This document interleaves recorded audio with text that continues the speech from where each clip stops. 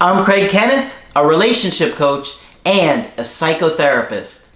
Every relationship is different and every breakup is different. Work with me and you'll get professional help on your situation. And if you're in no contact, focused on personal growth, my workbook series, The Knowledge, will help you make changes like you've never made before. Available now at AskCraig.net.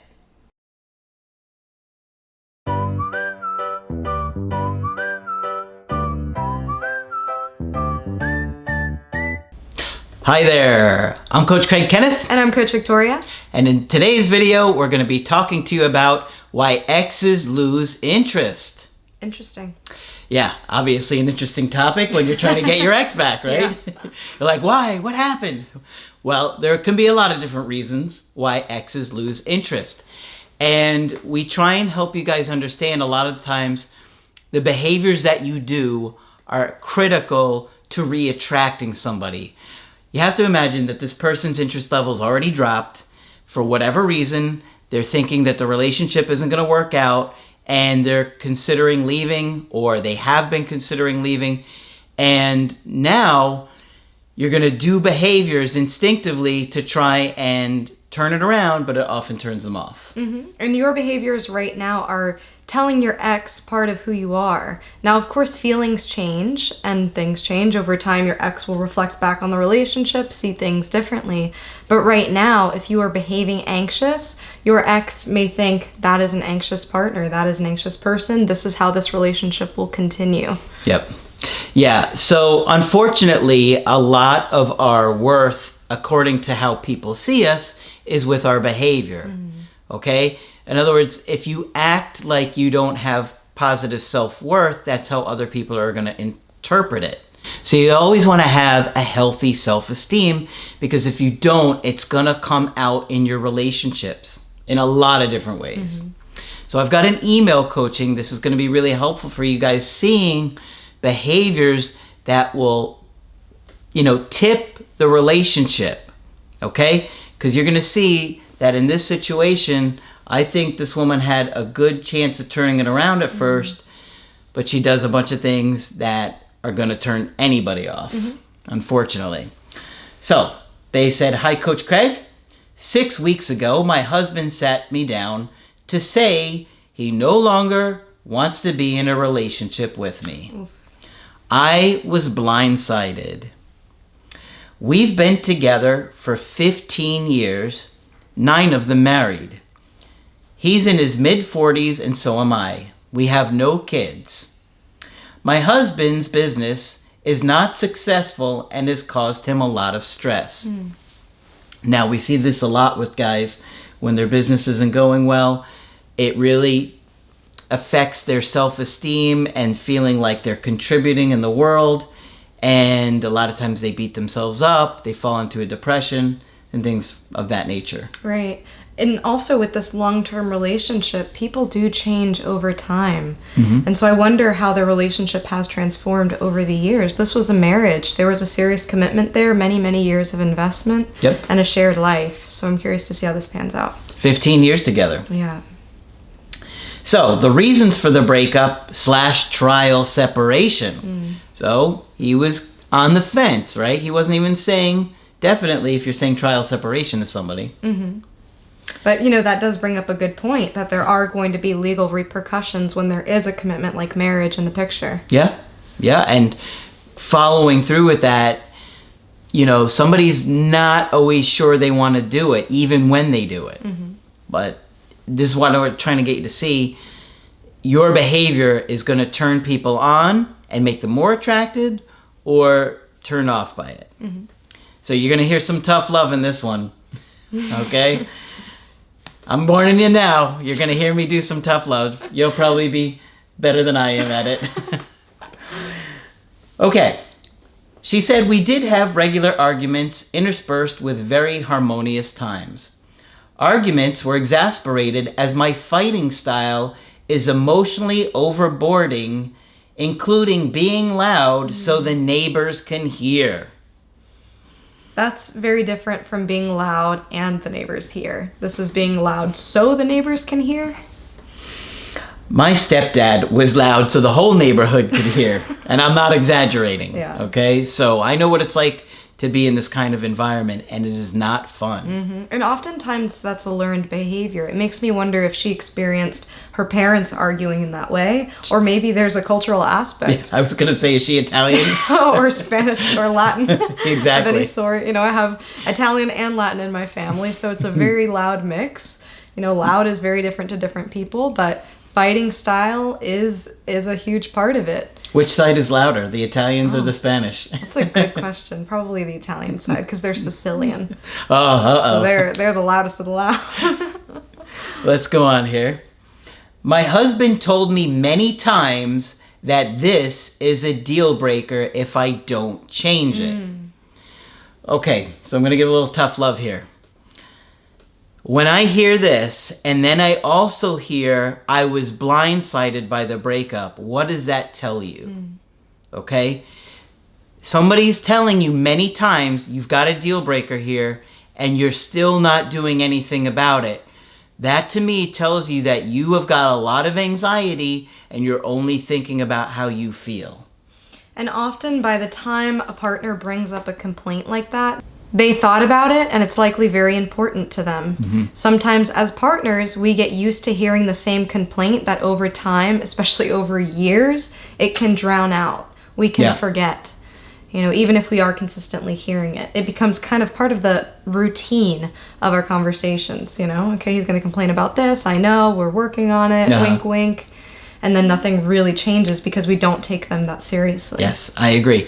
And I think one of the biggest mistakes that anybody can make in a relationship is thinking that their partner will never leave them. Because when you have that mindset, you think that there are no repercussions for your actions. But there are. You have to always treat your partner with dignity and respect. Nobody's going to be perfect, but if your partner is consistently telling you, we have a deal breaker here, you better listen. Because if you don't, you're going to have a breakup, right? And just because they tolerate it once or twice does not mean that they will continually tolerate it. People do have limits, and eventually they will reach a breaking point. With something like this, I also want to mention, we don't know what his triggers are like. We don't know what his past is like. It's possible that he also grew up in a family that had a lot of loud and explosive arguments. And he manifested that by maybe shutting down completely. Maybe her fighting style is in complete alignment with his own traumas, experiences, in a way that negatively impacts him and hurts him more than she can understand right now. Absolutely. But you got to pay attention to what people are telling you, okay? This, you know, the thing that stands out for me is like, this is not a situation where the person was unhappy for years and you had no idea. This is a situation where somebody's told you repeatedly, this has got to change or I'm leaving. At some point, they're going to leave. She goes on to say that he was embarrassed by the loud argument. And who wouldn't be? Yeah. I was. I'm telling you, my stepdad was bipolar. He would be screaming so loud about horrible things. Horrible things that I won't even say on camera. All kind of racial things, crazy things. And we know the neighbors could hear. The neighbors to the side of us, on both sides, across the street, behind us, you name it. Yeah, it's a level of humiliation that comes into this. And it's also a way to bring in others into your own issues. You know, if the neighbor's here, then it's not just us fighting. Then this is not just an issue between me and you.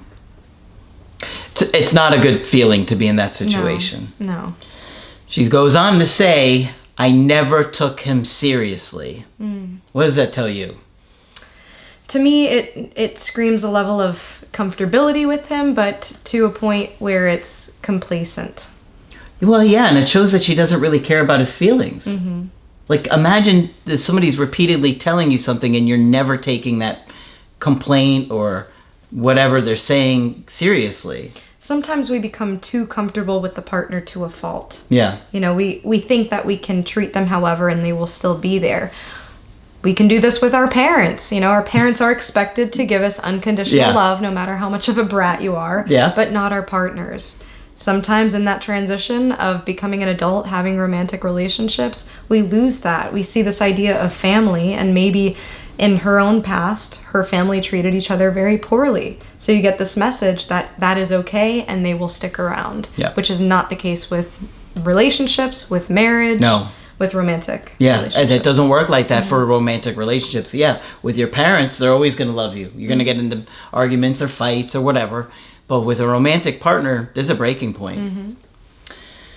She goes on to say, my attachment style is anxious and he is secure. Well, I'm not sure how secure he is because he tolerated being mistreated for a long time too. Right. So if you're really secure, I think he would have cut that cord a bit sooner. Not 15 years of that. Yeah, exactly.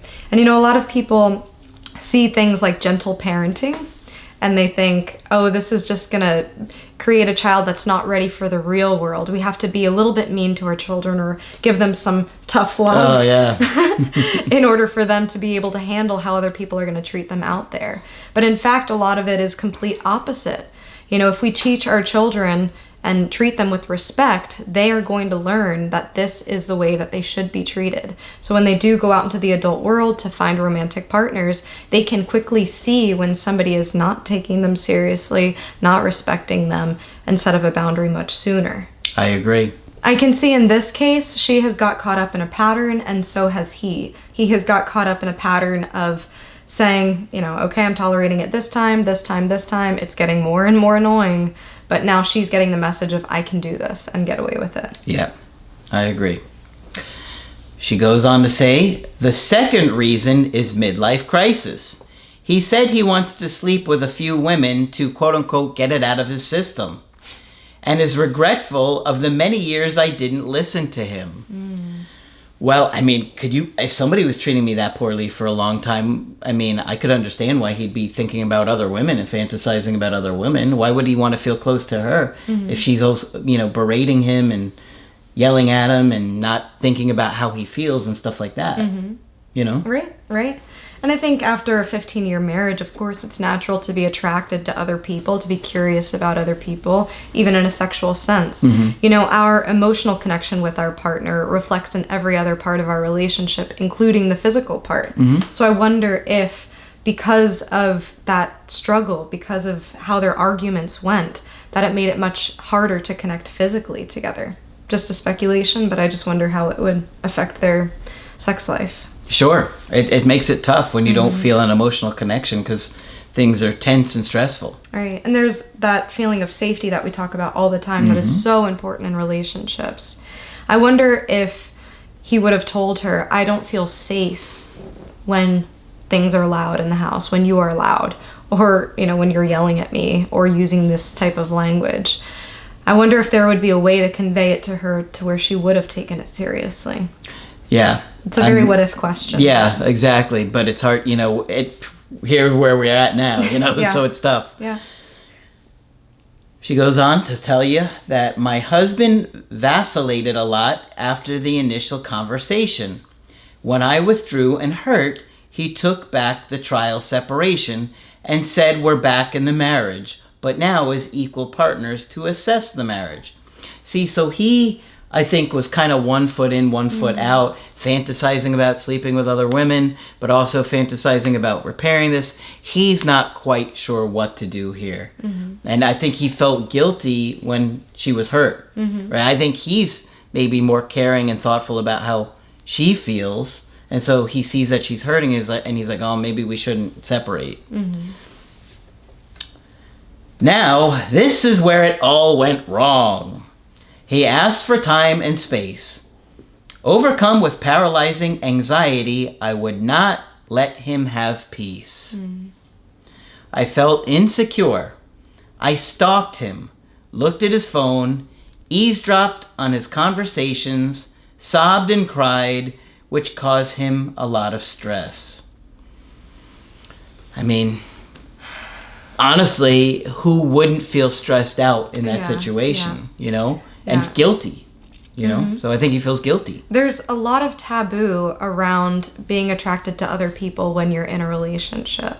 And sometimes there's these ideals that you expect your partner to not even look at other people. Sometimes you hear men that do genuinely experience that. I don't see any other women. But for most people... Stevie Wonder says it. That was a good one. For most people, it's pretty natural to experience attraction for others. So him broaching that topic is huge, and that took a lot of bravery and courage. I think that would have been important to acknowledge, but I can see on her end how she immediately took that as hurt. Yeah. Here he is basically saying, I want to experience other women. She might receive that as him saying you're not enough, that are, I'm not sexually attracted to you anymore. I'm looking for things outside of my marriage to satisfy me. She might have taken it in so many different ways that were really hurtful, which might have not been what he actually meant. Yeah. And, maybe there is some truth that maybe he wasn't experienced with dating before her. Maybe he didn't date a lot of people to see what it's like to be intimate with a bunch of other people.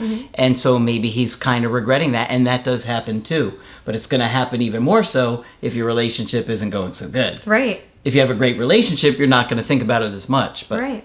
And this brings me to my next point, is that if they were truly very secure in the relationship, then him saying something like that wouldn't have been as threatening. I think part of the threat here is he might meet somebody who will treat him better. He might go out there and, have a more romantic connection or a stronger emotional connection or a safer connection with somebody else than what I have been providing with him for these years. Yeah. And that thought is terrifying. I think at this point where he was at was, I'm not sure what I want to do. I'm leaning towards separating, but I think if she had said, let's take some space. If you want to date other people, go do it. And then left him alone, he would have been a lot more likely to come back sooner. Right? Seeing, it wasn't so great. It wasn't what I wanted. And look, she's changed her behavior. I'm taking her a lot more seriously.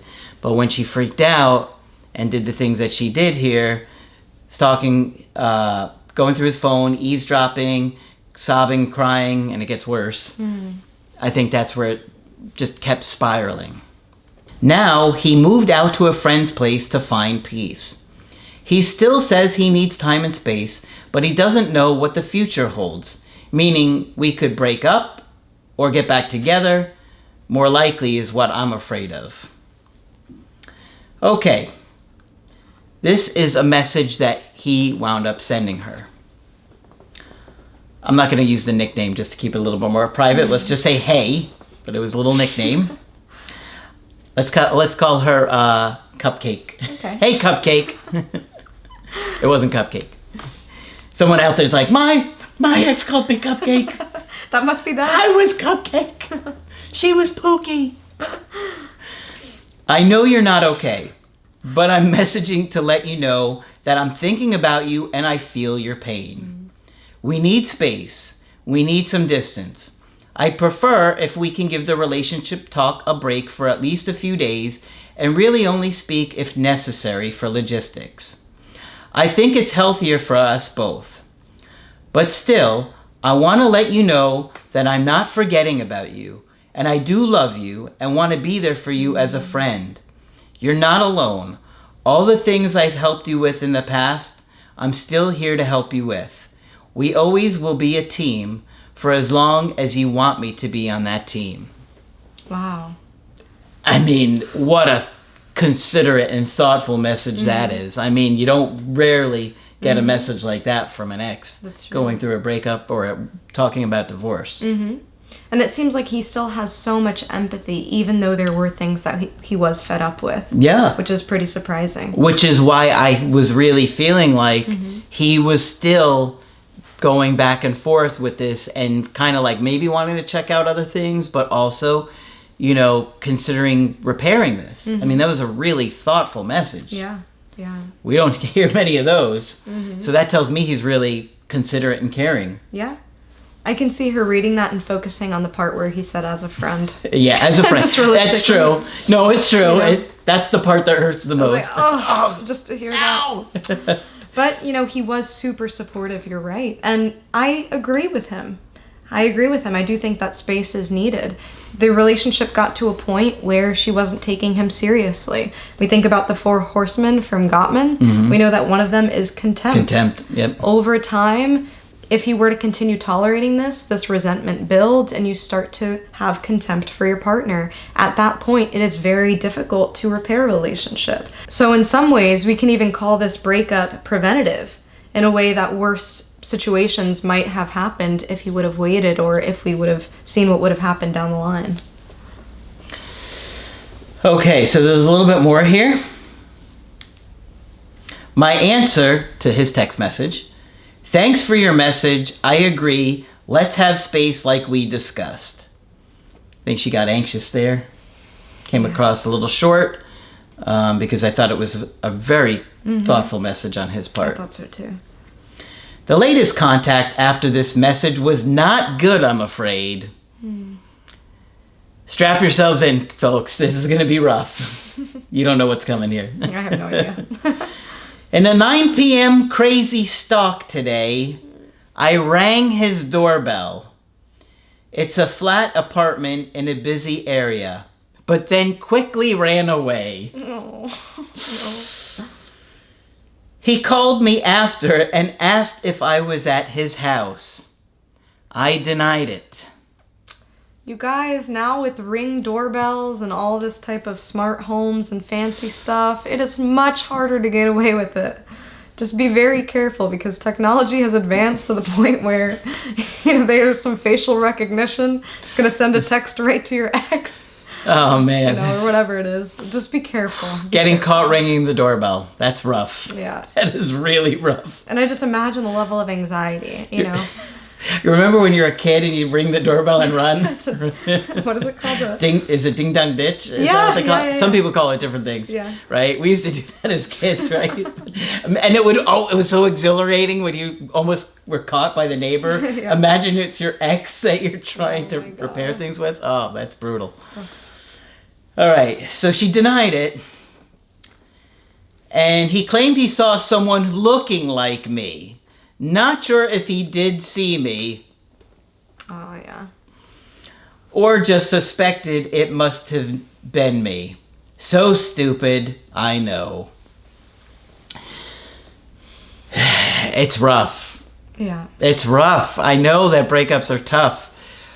You gotta control yourself, right? Because these are the things that make people want to consider turning it around and saying, she just rang my doorbell and ran away. Like, this is like crazy. Yeah, yeah. Right? And I mean, he's known you for 15 years. He probably knows what it looks like for you to walk away. And run away. Yeah, he probably saw that silhouette and said, okay, I know that waddle. He's then said on the phone he thinks I'm a stalker, which, I mean, I don't know how that's not defined as a stalker, right? That's stalking somebody. Not trying to beat you up, but it is what it is. That is stalking, guys. Don't do it. In addition to going through the phone and all the other Eavesdropping. behaviors. Yeah. And yeah. And the marriage is now over. And he can do what he wants, including see other women. See, I think he was on the fence. I think he was wanting to explore with other women, but now he's like, you just gave me the go-ahead. Now I'm going to do it. Yeah. He said he wants to be there for me, to which I said, don't contact me unless you're romantically interested in me. Hope that was okay. My question is, have I completely blown it, or do I still have a chance if I withdraw?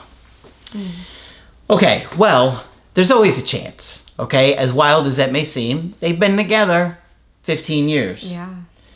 But you can't do any more of this behavior. I mean, you're standing on the edge, okay?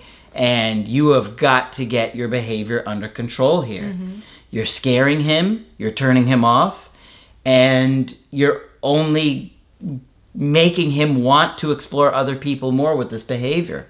There's, no other way to tell you that. You have to change it. I do think he really cares about you. I do think he really loves you. I mean, the letter that he sent was very sincere and thoughtful. And so I think he will reconsider things if you get yourself under control. But he knows you better than you know yourself in a lot of ways. When you're with somebody that long, you know their tendencies, and he's going to know whether or not you're really changing and he could take you seriously or not.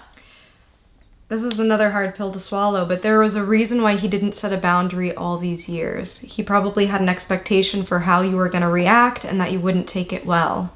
You want to be able to show him that you can handle his boundary here.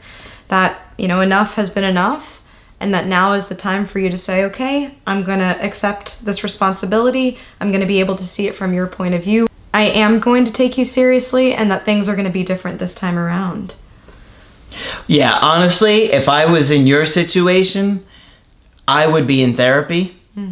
I would be doing the creative healing course or the workbooks, and I would be doing everything in my power to shock this man with your changes.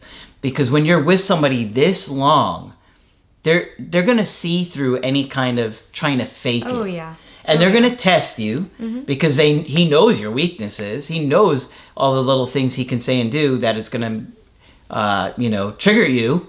And so you have to really change those things and show him that you're really committed to changing. I think if you show a lot of patience here, he's likely to reconsider before he follows through with a divorce. Right. And I think what's sad about the end here is that given how warm he was and given how much he was giving you as far as I'm here to support you if you need, saying that you're not alone, it seemed like towards the end you were so enthralled in your own anxiety and so enthralled with wanting control over the situation that you missed that piece. You missed that piece of he was being very kind to you. And I could see you in the end nitpicking exactly what words, I hope this was okay, I hope that was okay, without seeing the bigger picture here.